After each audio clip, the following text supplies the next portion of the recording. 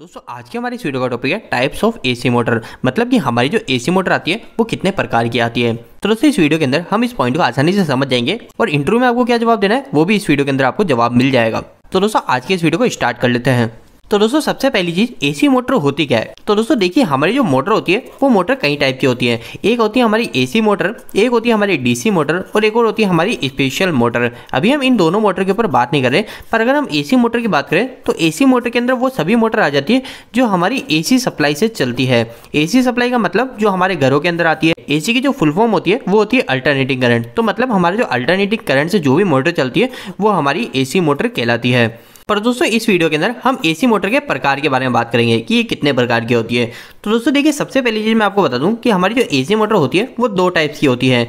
Number 1 जो होती है दोस्तों सिंक्रोनस मोटर होती है और नंबर 2 होगी एसिंक्रोनस मोटर। दोस्तों ये वर्ड थोड़ा आपको पढ़ने में मुश्किल लग रहा होगा तो मैं यहाँ पे हिंदी में भी लिख देता हूँ। तो दोस्तों मैंने यहाँ पे हिंदी में भी लिख दिया है सिंक्रोनस मोटर और एसिंक्रोनस मोटर। दोस्तों एक चीज ध्यान रखिएगा, हमारी जो इंडस्ट्री के अंदर सबसे ज्यादा उपयोग की जाती है मोटर, या फिर आपने हमारे घर के अंदर जो हमारे फैन होते हैं जो हमारे ऊपर लगे होते हैं जिसको हम सीलिंग फैन बोलते हैं, वो भी हमारी एक मोटर ही होती है। पर वो जो मोटर होती है वो हमारी सिंगल फेज सप्लाई से चलने वाली मोटर होती है, मतलब 220 वोल्ट से चलने वाली मोटर। तो दोस्तों एक चीज हमें ध्यान रखनी है कि हमारी जो एसिंक्रोनस मोटर होती है, जो मैंने आपको बताया एसिंक्रोनस मोटर, इस एसिंक्रोनस मोटर को एक और नाम से बोला जाता है जो कि बोला जाए इंडक्शन मोटर। और हमारे इंडस्ट्री के अंदर अगर हम बात करते हैं तो वहां पे हम एसिंक्रोनस या सिंक्रोनस ऐसे नहीं बोलते, उस समय हम बोलते हैं इंडक्शन मोटर। तो आपको यह चीज ध्यान रखनी है कि कभी कोई एसिंक्रोनस मोटर बोले या फिर इंडक्शन मोटर बोले तो ये दोनों सेम ही होता है। तो दोस्तों हम इनके काम के ऊपर आ जाते हैं कि इन मोटर का उपयोग कहां किया जाता है और हमारी सिंक्रोनस मोटर और इंडक्शन मोटर ये कितने प्रकार की होती है। तो दोस्तों देखिए सबसे पहले हम सिंक्रोनस मोटर की बात कर लेते हैं। आखिर सिंक्रोनस मोटर क्या होती है। तो दोस्तों देखिए सबसे पहली चीज हमारी जो सिंक्रोनस मोटर होती है उसका उपयोग काफी कम उपयोग किया जाता है। जैसे मैंने अभी आपको बताया इंडस्ट्री के अंदर हमारी सबसे ज्यादा उपयोग कौन सी मोटर की जाती है, तो वो की जाती है इंडक्शन मोटर। आपसे इंटरव्यू के अंदर ये पूछा भी जा सकता है कि सबसे ज्यादा उपयोग कौन सी मोटर की जाती है, तो आपको बताना है इंडक्शन मोटर।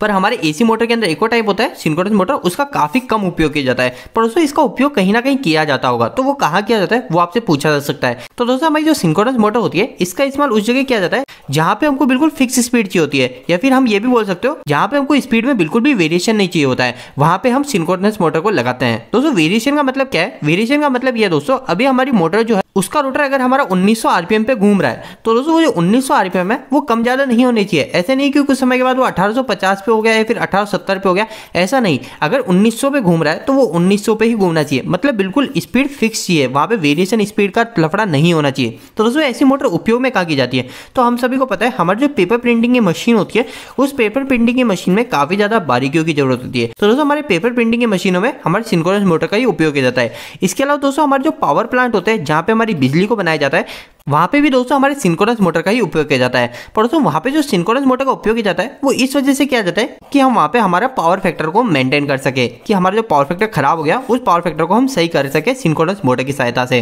अब दोस्तों हम ये सोचेंगे कि हमारी कंपनी के अंदर तो हम कैपेसिटर का उपयोग करते हैं पावर फैक्टर को मेंटेन करने के लिए, पर दोस्तों जहां पे हमारा काफी ज्यादा लोड होता है, काफी ज्यादा मात्रा के अंदर, आपको पता है कि हमारा जो पावर प्लांट होता है उसके अंदर पूरे डिस्ट्रिक्ट का लोड होता है या फिर इससे भी ज्यादा लोड होता है। तो दोस्तों इतने ज्यादा लोड जहां पे होता है वहां पे हमारी कई सारी सिंक्रोनस मोटर लगी होती है हमारे पावर फैक्टर को मेंटेन करने के लिए। तो दोस्तों अब आपको समझ में आ गया हमारी जो एसी मोटर होती है इसके दो टाइप होते हैं, एक सिंक्रोनस एक एसिंक्रोनस। अभी मैंने आपको सिंक्रोनस मोटर समझा दिया। इस मोटर का उपयोग वहां पे किया जाता है जहां पे हमको बिल्कुल भी स्पीड में वेरिएशन नहीं चाहिए, इसके अलावा हमारे पावर फैक्टर को मेंटेन करने के लिए। अब बात कर लेते हैं दोस्तों हमारे एसिंक्रोनस मोटर या फिर जिसको हम इंडक्शन मोटर भी बोलते हैं।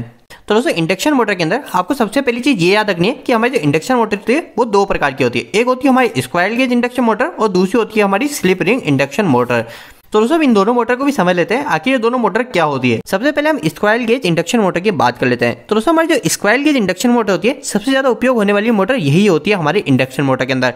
हमारी कंपनी के अंदर आपने जो अधिकतर मोटर देखी होगी ना, वो दोस्तों हमारी मोटर 90 से 95% इंडक्शन मोटर में स्क्वायर गेज ही मोटर होती है। और दोस्तों हमारी जो स्क्वायर गेज मोटर होती है इसका उपयोग इसलिए इतना ज्यादा किया जाता है क्योंकि दोस्तों ये हमारी जो मोटर होती है इसमें मेंटेनेंस काफी कम चाहिए होता है, लो मेंटेनेंस मोटर होती है ये। और दोस्तों अगर आपको इसके उपयोग बताऊं तो आपके घर के अंदर जो फैन लग रहा है उस फैन में भी हमारी स्क्वायर गेज इंडक्शन मोटर होती है। इसके अलावा हमारे जो वाटर पंप होते हैं हमारी जो कंपनी में लगे होते हैं उसके अंदर भी हमारी स्क्वायर गेज मोटर होती है।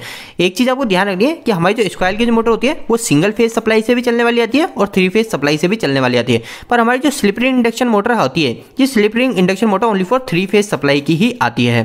तो दोस्तों इन दोनों मोटर में डिफरेंस क्या होता है, तो इन दोनों मोटर में सिर्फ इतना सा डिफरेंस होता है इसके रोटर के ऊपर। हमारी जो स्लिप रिंग इंडक्शन मोटर होती है इसके अंदर जो रोटर होता है हमारी मोटर मोटर का, उस रोटर के ऊपर भी हमारी वाइंडिंग को किया जाता है और साथ साथ हमारे रोटर पे यहाँ पे स्लिप रिंग को लगा दिया जाता है और बाद में हम इस स्लिप रिंग के जरिए हम यहाँ पे रेजिस्टेंस को जोड़ देते हैं। तो इतना सारा फंक्शन होने के बाद में हमारे स्लिप रिंग के कुछ फायदे मिल जाते हैं हमको, वो मिल जाते हैं दोस्तों। ये जो स्लिप रिंग मोटर होती है इस पे हम आसानी से इसकी स्पीड जो है उस स्पीड को कम ज्यादा कर सकते हैं उसी लोड के साथ में। ऐसा नहीं है कि हमने इसकी स्पीड को कम कर दिया और इस पे हम ज्यादा हम लोड नहीं जोड़ सकते, इस पे हम काफी अच्छा लोड जोड़ सकते हैं और ये एक अच्छी हाई स्टार्टिंग टॉर्क मोटर कहलाती है। इसलिए दोस्तों आपने देखा होगा कि हमारी जो स्लिप रिंग इंडक्शन मोटर होती है ये हमारी ज्यादातर हमारी क्रेन में लगाई जाती है, जहां पे हम सामान को लिफ्ट करते हैं, वेट लिफ्टिंग वाली जगह पे हमारी ज्यादातर स्लिप रिंग इंडक्शन मोटर को ही लगाया जाता है।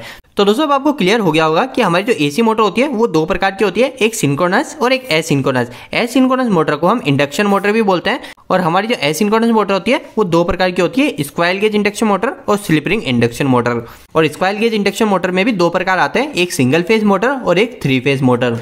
तो दोस्तों उम्मीद है कि आज के इस वीडियो के माध्यम से आपको कुछ बेहतर जानकारी मिली होगी। आपको यह वीडियो कैसा लगा, इस वीडियो को लाइक करके जरूर बताएं।